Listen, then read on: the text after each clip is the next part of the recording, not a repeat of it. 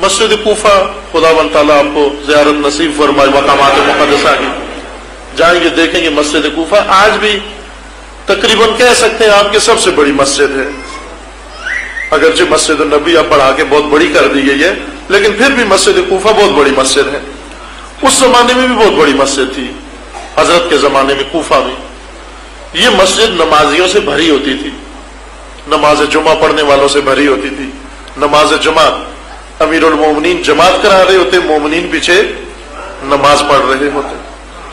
اسی مسجد کے اندر انہی لوگوں کو خطاب کر کے حضرت نے کن الفاظ سے پکارا؟ یہ جو صف جماعت بنا کے بیٹھے ہوئے تھے، مسجد النبی بھری ہوئی، مسجد کوفہ بھری ہوئی اٹی ہوئی مسجد، ان سے ان لوگوں کو خطاب کیا فرمایا؟ ایھا الناس، توجہ فرمائی، میں امام کی بات کر رہا ہوں۔ امام جب امتوں کو مخاطب ہوتے ہیں، امام جب امتوں کو مخاطب ہوتے ہیں تو ہمیشہ امتوں کی حقیقت ان کے سامنے پیش کرتے ہیں۔ سیاستدانوں میں اور ائمہ میں فرق ہے۔ سیاستدان جب قوموں کو خطاب کرتے ہیں تو پہلے تو سیاستدانوں کو پتہ بھی نہیں ہوتا کہ قوم کی حالت کیا ہے، اور اگر پتہ بھی ہو تو وہ اس کو بتاتے نہیں ہیں۔ اگر سیاستدان آئے بے وفا لوگوں کے سامنے بھی آئے، ان کو بڑا با وفا کہتا ہے، چونکہ اس کو ووٹ چاہیے ہوتے ہیں ان سے۔ اگر بے ایمان لوگوں کے پاس جائے، ان کو بڑا ایماندار کہتا ہے۔ اگر بزدلوں کے پاس جائے، ان کو بڑا شجاع کہتا ہے۔ دیکھو ہوگا سیاستدانوں کو ووٹ مانگتے ہوئے علامہ اقبال کے بقول کہ ایک کشکول ہوتا ہے جو گدھا کے گلے میں پڑا ہوتا ہے، وہ گلی گلی کوچا کوچا مانگ رہا ہوتا ہے، اور اس سے ایک بڑا کشکول سلطان وقت کے گلے میں پڑا ہوتا ہے جو عوام سے ووٹ مانگ رہا ہوتا ہے۔ یہ بھی ایک گداگری ہے، یہ بھی ایک گداگری ہے نا۔ گداؤں کے درجے ہیں، جو جتنی بڑی چیز مانگے گا اتنا بڑا گداگر ہے۔ اب ہوتا یہ ہے کہ فقیر امیروں سے مانگتے ہیں، یہ پھر اچھی گداگری ہے، چونکہ فقیر امیروں سے مانگتے ہیں لیکن ووٹ امیر فقیروں سے مانگتے ہیں، لہذا وہ بہت بری گداگری ہے۔ لہذا جب یہ آتے ہیں نا ایسے لوگوں کے پاس، ان کو آ کر کیا کہتے ہیں کہ جس معاشرے میں چلے جائیں، بزدلوں کے اندر جا کر ان کو کہیں گے آپ بڑے با شجاعت ہو، بڑے بہادر لوگ ہو، حالانکہ اس کو پتہ ہوتا ہے یہ بہادر نہیں ہے۔ کنجوسوں کے پاس جائے، اس کو کہتے ہیں بڑے سخاوت مند ہو، اور ایسے ان پڑھوں کے پاس جا کر کہتے ہیں تم بڑے بافہم ہو، بڑے باشعور ہو، ان کو ڈگریاں دے کر آتا ہے، کیونکہ اس کو ووٹ چاہیے ہوتا ہے۔ اس کو پتہ ہے کہ جب تک میں ان کو ڈگری نہیں دوں گا یہ مجھے ووٹ نہیں دیں گے، اور وہ بھی ڈگریاں کیسی دیتا ہے؟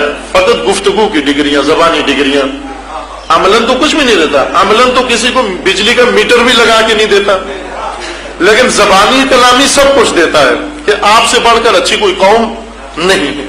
لیکن امام جب امت کو دیکھتا ہے تو امام امت کو اس طرح سے نہیں پکارتا کہ بزدلوں کو شجاع کہے، بے وفاؤں کو وفادار کہے، بے دینوں کو دیندار کہے، نہ، امام وہ نہیں ہوتا، چونکہ امام نے امت سے کوئی ووٹ نہیں لینا ہوتا، بلکہ امام امت کو نجات دینے آتا ہے، نہ اس سے ووٹ لینے آتا ہے، نجات دینے آتا ہے۔ جیسا ان کو بتا دیتا ہے سب کچھ کہ کیا ہو۔ انہی لوگوں کو، حالانکہ آج کل تو ہو گیا نا، ڈرتے ہیں، مثلا میں ممبر پہ بیٹھ کر کوئی ایسی بات نہ کروں کہ آئندہ میری مجلس میں لوگ کم نہ ہو جائیں، مجمع کم نہ ہو جائے، کیونکہ مجمع چاہیے ہوتا ہے ہمیں۔ اگر میری زبان سے ایسا جملہ نکل گیا جو لوگوں کو پسند نہ آیا تو لوگوں کے مزاج کے خلاف ہوا تو اگلی مجلس میں نہیں آئیں گے، اور یہ میرے لیے سبکی کی بات ہے، شرمساری کی بات ہے کہ میری مجلس ہو اور کوئی بندہ نہ آئے۔ اگر کوئی پیش نماز ہے، جمعہ پڑھاتا ہے، وہ کوشش کرتا ہے جمعے میں ایسی باتیں نہ کرے کہ نمازی کم ہو جائیں، ایسا نہ ہو کہ میں اکیلا کھڑا ہوں کوئی نمازی ہی نہ ہو، لہذا ہر بہانے سے لوگوں کو جمع کرتے ہیں، کسی بھی بہانے سے آئیں، بلا کر لوگ آئیں، مسجدیں بھریں۔ امیر المومنین آئے ہوئے لوگوں کو یہ ذہن میں تھا کہ بعض لوگوں نے سمجھایا بھی کہ حضرت آپ بہت سخت باتیں کرتے ہیں، یہ لوگ بھاگ جائیں گے، مسجد کوفہ خالی ہو جائے گی، مسجد دمشق بھر جائے گی۔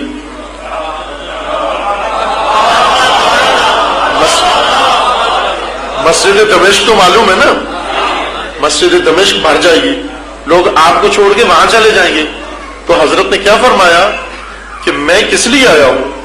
میں اس لیے نہیں آیا کہ شامی مزاج لوگوں کو کوفہ میں اسیر کر کے رکھوں،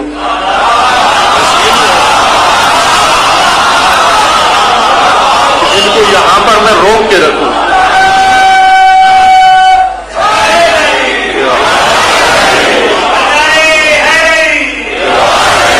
فرمایا مجھے خدا نے اس لیے امام منسوب کیا ہے کہ کوفیوں کی کوفیت ختم کروں، شامیوں کی شامیت ختم کروں، یعنی شامی کا شامی مزاج نہ رہے، کوفی کا کوفی مزاج نہ رہے، میں یہ مزاج مٹانے آیا ہوں ان کے۔ لہذا بہت سارے لوگوں نے کہا کہ کچھ عرصہ آپ صبر کر لیجئے، حالات پہ قابو پا لیجئے، حالات کنٹرول کر لیجئے۔ حضرت نے آتے ہی بہت سارے لوگوں کو برخاست کر دیا کہ میری حکومت میں یہ لوگ عہدیدار نہیں ہو سکتے، یہ عہدیدار نہیں ہو سکتے۔ بہت ساروں نے جو سیاستدان تھے اس وقت انہوں نے مشورہ دیا کہ فوری طور پر یہ اقدام اچھا نہیں ہے، آپ پہلے مرکز مضبوط کر لیں، پھر آہستہ آہستہ صوبوں کا کنٹرول سنبھالیں۔ اگر آپ نے آتے ہی صوبوں کے امیروں کو برخاست کرنا شروع کر دیا تو یہ باغی بن جائیں گے۔ حضرت نے کیا فرمایا کہ مرکز میں علی حکمران ہو، صوبے میں کوئی بے دین حکمران ہو تو اس کی ایک دن کی حکمرانی بھی میرے نام لکھی جائے گی۔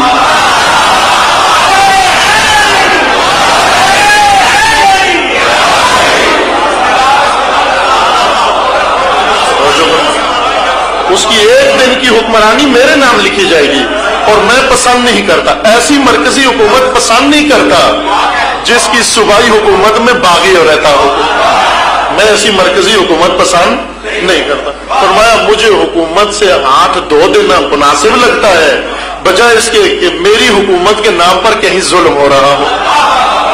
بس معلوم ہوا کہ علی وہ امام ہے جو اپنی حکومت میں ایک دن کے لیے ظالم برداشت نہیں کرتا، حکومت دینے کے لیے تیار ہے، ظلم برداشت کرنے کے لیے تیار نہیں ہے۔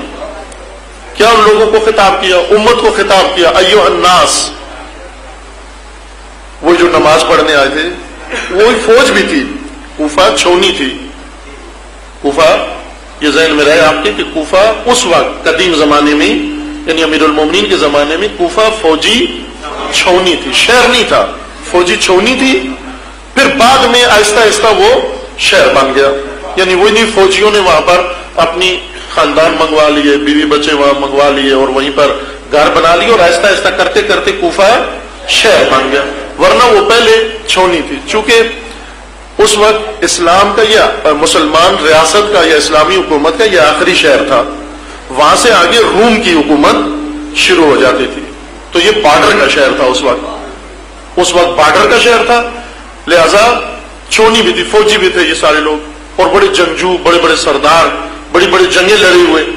بعض تو ایسے تھے جو اسلام کے اوائل کی جنگیں بھی لڑے ہوئے تھے، بعض جو تھے بعد میں خلفاء کے زمانے کی جنگیں لڑے ہوئے تھے، بعض ایسے تھے جو امیر المومنین کے زمانے میں، یہ جنگجوؤں کا شہر تھا، اس میں جتنے لوگ رہتے تھے۔ بس اب ذہن میں رکھنا کہ کوفہ میں جو لوگ آتے تھے وہ معمولی لوگ نہیں تھے، جنگجو، جہاد کرنے والے، جنہوں نے فتوحات میں بڑا حصہ تھا ان کا، فتوحات میں بڑے کارنامے انہوں نے انجام دیے، اور پھر ایسے تھے جو امیر المومنین کے پاس آ کے نماز بھی پڑھتے تھے اور حضرت کی سپاہ میں بھی شمار تھے، یہ فوج بھی یہی تھی حضرت کی۔ اپنی ہی فوج کو، اپنی ہی امت کو، اپنے ہی ماتحتوں کو، اپنے ہی نمازیوں کو کیا خطاب فرمایا؟ کیا خطاب فرمایا؟ ایھا الناس، اے لوگو، ایھا الناس المجتمعۃ ابدانہم المختلفۃ قلوبہم۔ ایھا الناس، امام کہتے ہی اس کو ہے، امام تو وہ نہیں ہوتا جس کو انسان دیکھ کر اس کا لباس فقط نظر آئے، اور انسان دیکھ کر صرف اس کی جلد نظر آئے، اس کا چہرہ نظر آئے۔ امام تو وہ ہوتا ہے جو انسان کو دیکھتا ہے، اس کا باطن بھی دیکھ لیتا ہے ساتھ، اس کا دل بھی دیکھ لیتا ہے ساتھ ہی، دل بھی دیکھ لیا ساتھ ان کا۔ لہذا کیا فرمایا؟ ایھا الناس المجتمعۃ ابدانہم المختلفۃ اہواؤہم المختلفۃ قلوبہم، اے وہ لوگوں جن کے جسم جڑے ہوئے ہیں، قریب قریب ہیں، لیکن دل ایک دوسرے سے دور ہیں۔ اے وہ لوگوں جن کے جسم تو قریب قریب ہیں لیکن دل ایک دوسرے سے دور ہے. آخر کہاں سے پتہ چل گیا؟ نماز پڑھتے ہیں نا، ساتھ ساتھ کندھا ملا کے بیٹھتے ہیں، مجلس میں بیٹھتے ہیں ساتھ ساتھ کندھا ملا کے بیٹھتے ہیں. اگر یہی امت امام کے سامنے چلی جائے، خطیب کے سامنے بیٹھ جائے، خطیب کو نہیں پتہ چلتا. خطیب فقط ان کا ظاہر دیکھتا ہے، ذاکر ان کا ظاہر دیکھتا ہے، عالم ان کا ظاہر دیکھتا ہے، لیکن امام ان کا باطن بھی دیکھتا ہے. امام ان کا باطن بھی دیکھتا ہے. وہ جو جسم دیکھ کر خوش ہو جائے وہ سیاستدان تو ہو سکتا ہے، خطیب و ذاکر و عالم تو ہو سکتا ہے، لیکن امام کبھی جسم دیکھ کے خوش نہیں ہوتا. امام دلوں کو دیکھتا ہے، دلوں کو ٹٹولتا ہے کہ اس کے دل کے اندر کیا ہے. آیا جس طرح جسم ملا کے بیٹھے ہوئے ہیں، دل بھی ملا کے بیٹھے ہوئے ہیں یا نہیں؟ آیا ان کے دل بھی ملتے ہیں یا نہیں ملتے؟ ایھا الناس المجتمعۃ ابدانہم، یہ دوسروں کو نہیں مولا فرما رہے، شامیوں کو نہیں فرما رہے، وہ جو اپنے پیچھے نماز پڑھ رہے ہیں انہیں فرما رہے ہیں کہ اے میرے مقتدیوں، اے میرے پیچھے نماز پڑھنے والوں، اے میری سپاہ کے لشکریوں، اے میری فوج کے سپاہیوں، تم کون ہو؟ تمہارے صرف جسم قریب قریب ہیں، تمہارے دل قریب قریب نہیں ہے، تمہارے دل قریب قریب نہیں ہے.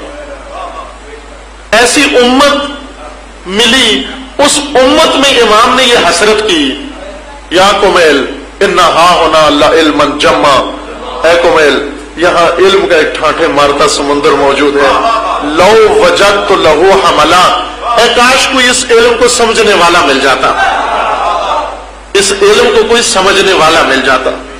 یہ حسرت تھی حضرت کی کہ اے کاش کوئی ایسا ملتا.